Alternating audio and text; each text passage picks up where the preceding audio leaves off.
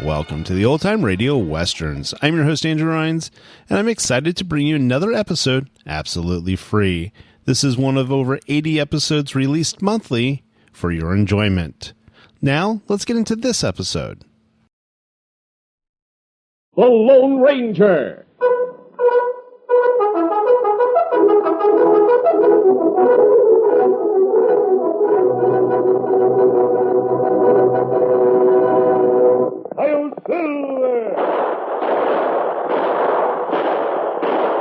A fiery horse with the speed of light, a cloud of dust, and a hearty Hi-Yo Silver.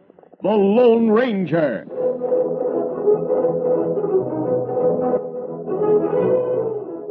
Before this exciting adventure, a word from our sponsor. Ah, the good old days, back when people were old-fashioned and the things your grandmother used to bake were fresh and piping hot. Well, at the Marita Bakeries, things haven't changed much over the years. Like Marita old-fashioned enriched white bread. There's a seal on every loaf that says, Marita guarantees freshness and is sold fresh through day shown on the twist tie. Maintain freshness by storing at room temperature. And when Marita says old-fashioned, it means it's made from a rich, old-fashioned recipe. And that means it's fresh. The idea of fresh anything, especially fresh bread, has been around for a long time. But folks forget what really old-fashioned freshness tastes like. That's why there's Marita. Marita enriched white bread. It has a freshness and taste that hasn't been around for a long time. That's a fresh idea that's very old-fashioned.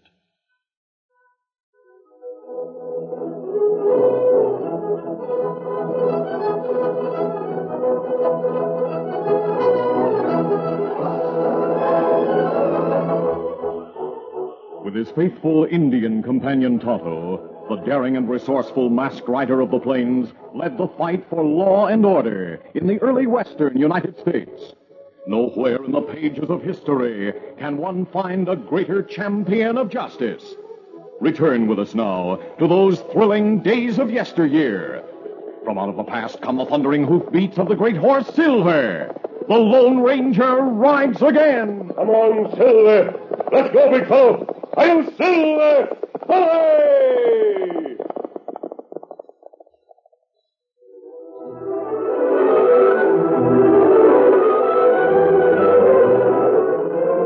For several weeks, Tipsy Malone and Tar Farrell had been on the dodge after escaping from State's prison. They were standing at the bar of the Trailside Tavern in the town of Sandstone when Tipsy observed a young man over 6 feet tall moving toward them. The shining badge the man had pinned to his vest prompted Tipsy to say, "Take it easy, Tar. Here comes the law." "So I see. Play possum, and maybe we won't have to shoot our way out of here." "Right." When did you Mavericks hit town? "Recent. What's your business here?" We're just passing through." Well, drink up and get moving. Just a minute, Tin Star. We just got here. You got no right to run us out of town. Don't give me any of your lip. Move. Get going. Hey, let me finish my drink. I said move. Oh! Come on, Tar, let's get out of here. We're not looking for trouble. All right. I guess he means business. And if I catch you in town again, I'll throw you into jail. Why'd you run them out, Bud? They look like a couple of tramps to me. They'll be bumming drinks the next thing you know.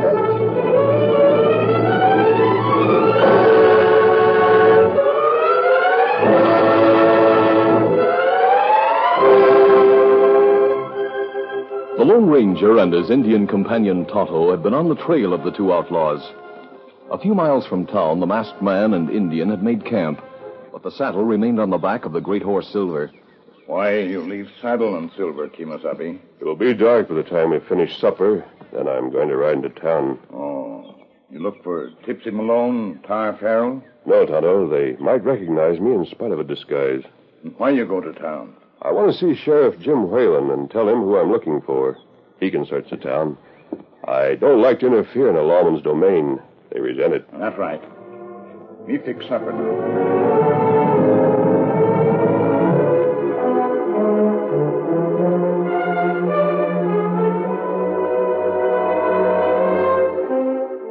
The Lone Ranger established his identity with a silver bullet and won the confidence of Sheriff Jim Whalen.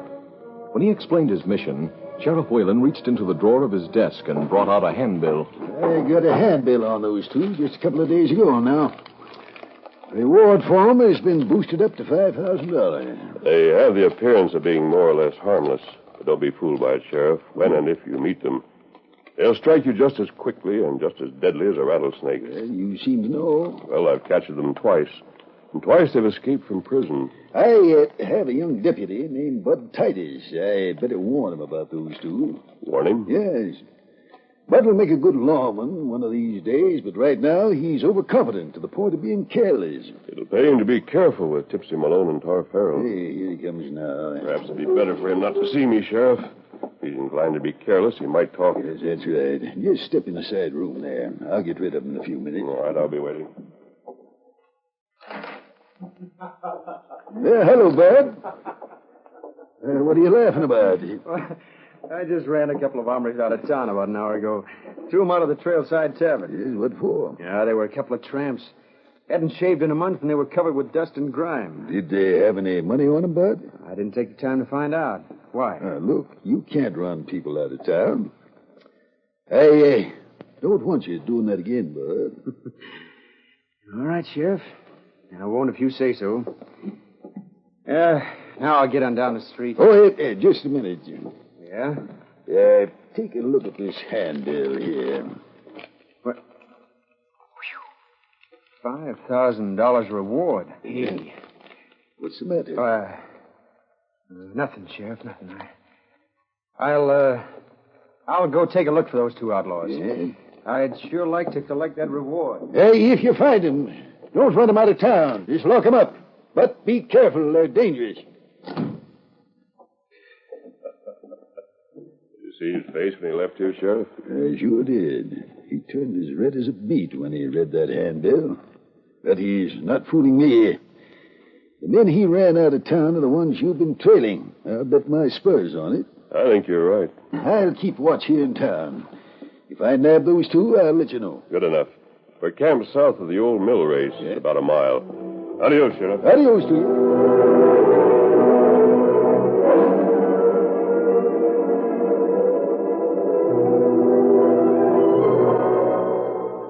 The next morning, when Sheriff Whalen unlocked his office door, he found a shamefaced young deputy sheriff waiting on the steps. Well, come in, Bud.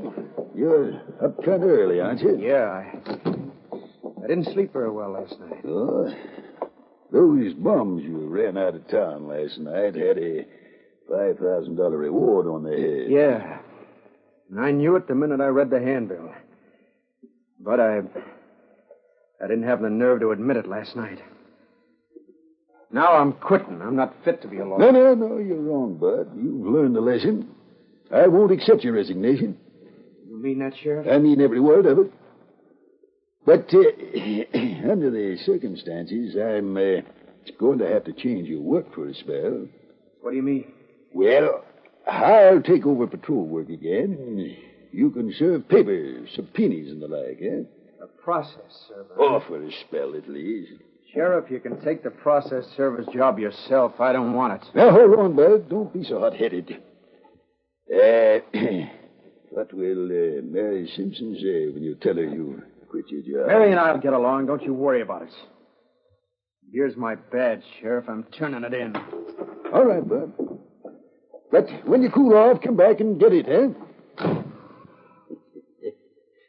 I thought Bud had learned his lesson. But it looks like I was wrong. Maybe I'd better have a talk with Mary.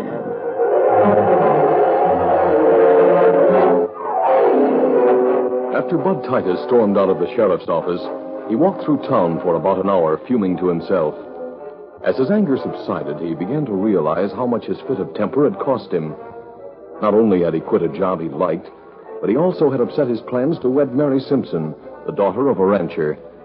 He decided to go to Mary and tell her everything that had happened. He said I could get my badge back when I cooled off, but Mary, it'll be mighty humiliating to go back and ask for it. But if you say I should... No, not now, Bud. Not until after you've proved yourself. And I think I can help you. How? If this hadn't happened, Bud, I wouldn't let you risk your life. But, Bud, I know you're brave and What are you willing. talking about? Well, early this morning, Dad and his range crew rode to the North Range to round up some strays. I rode along with them for a few miles just for the exercise. On the way back, I rode by the old mill race. And in the distance, I saw 2 men. 2 men? They were too far for me to see them closely, but, well, they were eating by a campfire, and I'm sure that one of them was wearing a mask. You mean you think they're Tipsy Malone and Tar Farrell? They could be. Oh, I know they're outlaws. And it's possible that they're the 2 you had trouble with. Where'd you say they were? In the cedar grove about a mile this side of the mill race. Oh, we picnicked there ourselves. Yeah, I know the spot. Well, Mary, here's where I get my job back. Get your horse saddled. I'll be back with that pair in less than 30 minutes. Then you can ride into town and see me deliver him to Sheriff Whalen. All right, but do be careful, Bud. Don't let them see you riding in their direction. They won't. I'll hide my horse in the brush and go in on foot to take him. Easy, boy. Now, Mary, get a horse saddled. I'll be ready when you get back. Right. Come on, get it, boy.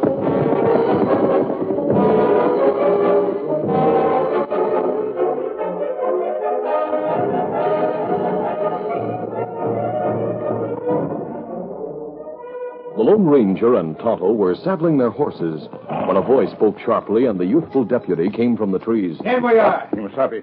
Man, what's gun? Get your hands up, both of you. All right, do as he says, Tonto. That's it. I'll keep them high. Well, you're not the 2 I expected to find, but you'll do for the time being. I'll just take your guns, mister, so you don't get any foolish ideas.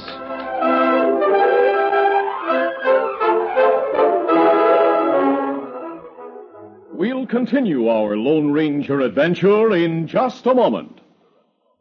Remember way back when you were a kid growing up, you always found time to make a side trip to the little grocery store down the block. That's where you'd find the big display of Mickey snack cakes. Remember? Didn't it make you happy to pick up a Devil Delight and take a whiff? What a chocolatey smell. And remember the coconut-sprinkled Jim Jams or the cream-filled banana flips? Well, today, Marita Bakeries still make the Mickey snack cakes you used to love as a kid. That's why Mickey snack cakes are called Smile Food. The bakers know they're spreading smiles and sunshine wherever Mickey snack cakes are sold. Find a little neighborhood grocery store today, or a big modern supermarket. Look for the display of Mickey snack cakes. They're all there, like you used to remember. The Devil Delights, the Jim Jams, the banana flips. Treat yourself to some fresh memories.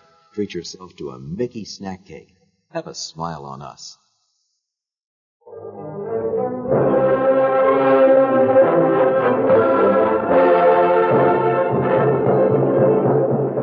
Now to continue. When young Bud Titus was told by his sweetheart, Mary Simpson, about 2 men she had seen camped north of the mill race, he decided they must be the 2 outlaws who had caused all his trouble. Leaving her at the ranch house to wait for his return, he went to capture them. Instead of Tipsy Malone and Tar Farrell, he found the Lone Ranger and Tonto, who had just saddled their horses, and quickly got the drop on them. I'll take those guns, mister. There. Are we riding to town? I am. But you're not. Where's your horse? Back in the bush. We'll pick him up on the way. You walk. I'll ride that big stallion. Just keep your hands high till I get mounted. Oh, there. Oh, boy. Hey! Oh, there! What's wrong? Hey. Him lose gun. I'll take that gun. No, you don't. Get away. Let go of it. There. Now, get to your feet, Titus. Pretty smart, whistling to that horse, making him throw me. Now, I'll take my own gun. There. What are you going to do with me? After I unload your gun, I'll let you go. Let me go. After I tried to shoot you? You thought you were doing your duty. Only you made a mistake trying to arrest us. Here's your gun, Bud. I don't savvy this. When you get back to town, give this to the sheriff. He'll explain. A bullet. A silver bullet. Get your horse and head back to town. Oh, and Bud. Yeah. Don't try sneaking back here. Tonto and I'll be watching for you the next time. I get you. Adios. Him get red face when him show bullet to sheriff. That lad's learning fast. He let his prisoners ride the next time while he walks behind and covers them. That's right. He make big mistake when he mounts Silver.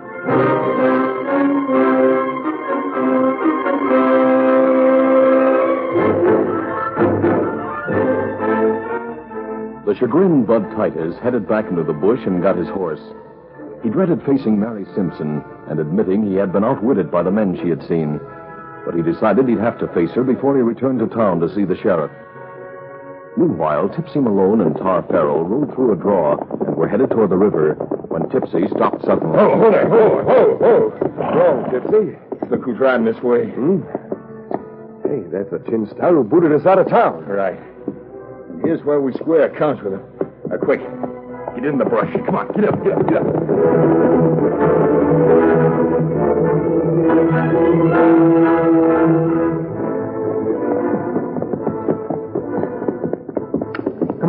it. Come on.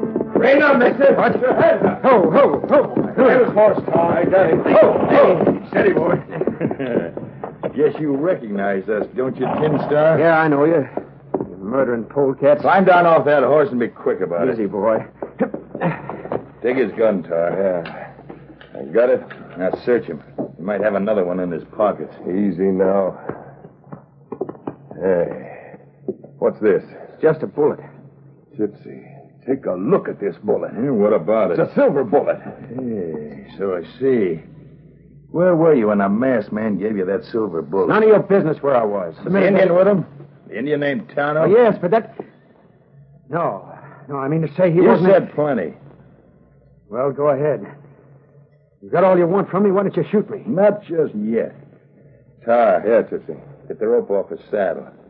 We'll tie him up and lead him here while we follow the back trail and find that masked man in his... Right.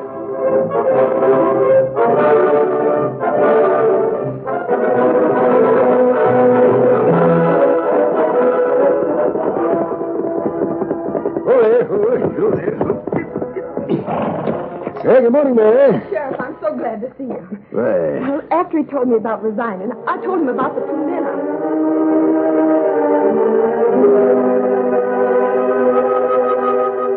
Mary Simpson told Sheriff Whalen how Bud had gone after the two men she had seen camped in the cedar grove. And a few minutes ago, I heard a shot. He hasn't come back yet, and I'm afraid that I see. He shouldn't have gone after those men alone. He should have come into town for me. I'd have met him on the trail. Oh, Sheriff, we've got to do something. And I'll ride down there and see what's happening. My horse is saddled. I'm going with you. Easy there. You can show me where it is, eh? Get up there.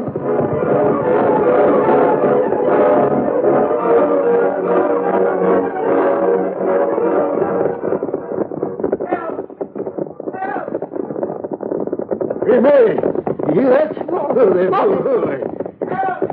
Someone's calling for help. It's Bud. I know his voice. You're right, it is, Bud. He's just ahead of us. Get up there, get up. Help! It's Bud. He's tied up. Get these ropes off me, quick. Yeah, what happened, Bud? Who tied you up? I'll tell you while you cut these ropes, but hurry.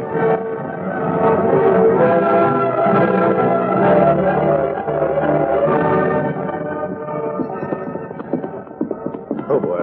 Easy there. The campfire, Tipsy. It's still smoking. Yeah. There's footprints of two horses. And the big ones must have been made by that white stallion. And they've gone. Likely they figure the tin star go get help and come back for him. Yeah, no doubt of it. What do we do? Pick up their trail and follow it. It's fresh. We won't have any trouble tracking them. What about that young deputy we tied up? Let them rot. The buzzards will find them. Come on, let's get mounted. Get your hands up. Tipsy, look. The masked man. Gun him down, Tar. Come on, fellow. You won't get me. Shoot him, Tar.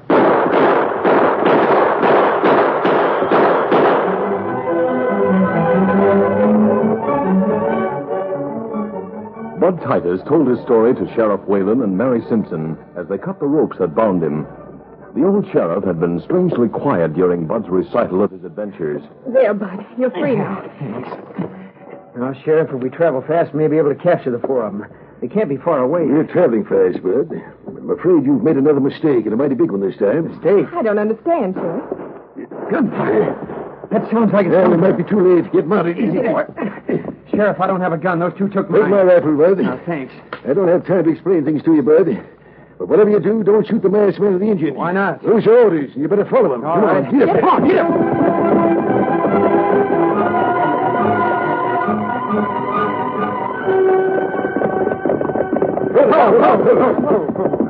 I don't hear any gunfire now. We're almost there, Sheriff. They might ambush us. Yeah, maybe so.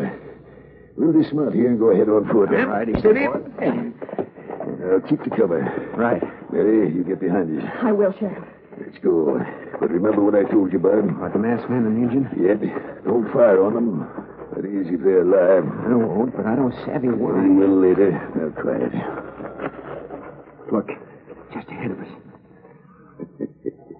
There they are, all four of them. Look again, Bud. Hey, the masked man and the Indian have made the other two prisoners. Keep the masked man and the Indian covered, Sheriff. Then they open fire. They won't when they know who's coming. Hey there, amigo. Hey, come on, Bud. All right. Well, I see you got the ornery Mavericks. Yes, Sheriff. Bud and I were getting ready to take them into town. Turn them over to you. Well, I'll be glad to take them off your hands right here.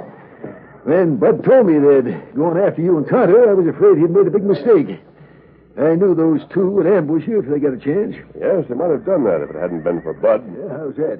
Well, when we let him go, I thought he might try to come back to take us prisoners again.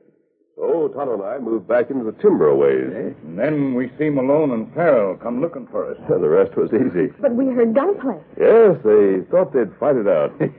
Well, I see you've given them reason to regret it. Are their wounds serious? No, Sheriff. Well, they're not the first outlaws to learn it's not healthy to draw a gun on you. I found that out today myself. Sheriff, I think Bud has learned a lot in the last 24 hours. Yes, I agree with you. How about it, Bud? You bet I have, Sheriff. Believe me, I'll never make the same fool mistakes again. Well, you don't need us any longer. Tonto and I'll be going. Come along, Tonto. Adios, Sheriff. Adios, Bye. Adios, mister. Sheriff, why did you say that outlaws have learned it's not healthy to draw guns on that masked man? Well, yes, Sheriff. You told me you'd explain why you didn't want me to fire on him or the Indian. You can't shoot a man who gives his whole life to doing good for other people. You see, that man was the Lone Ranger. The Lone Ranger?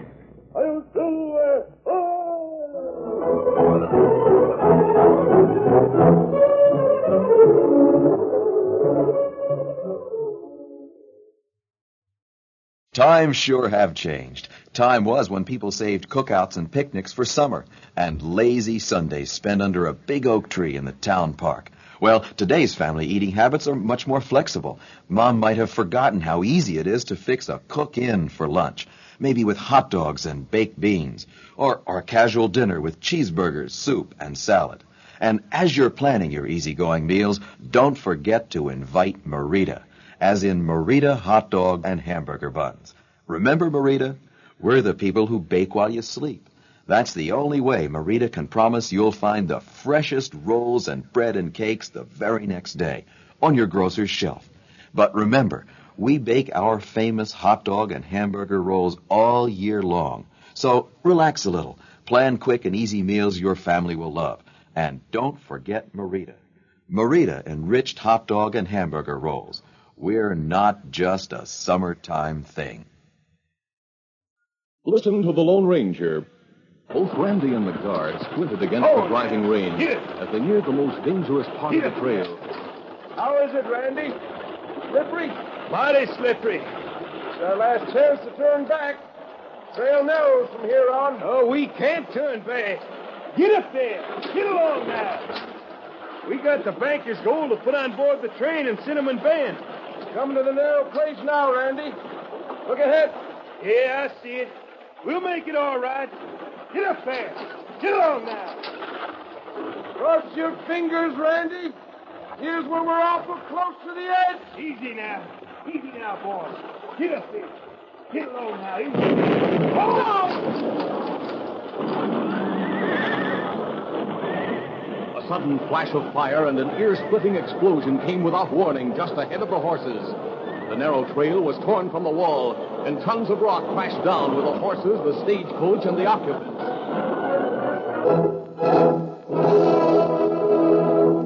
Listen to The Lone Ranger, brought to you by special recording at this same time.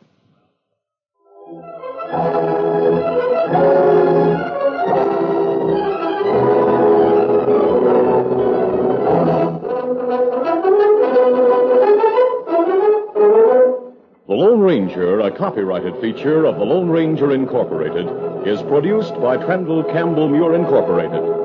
The part of the Lone Ranger is played by Brace Beamer. Your announcer, Fred Foy.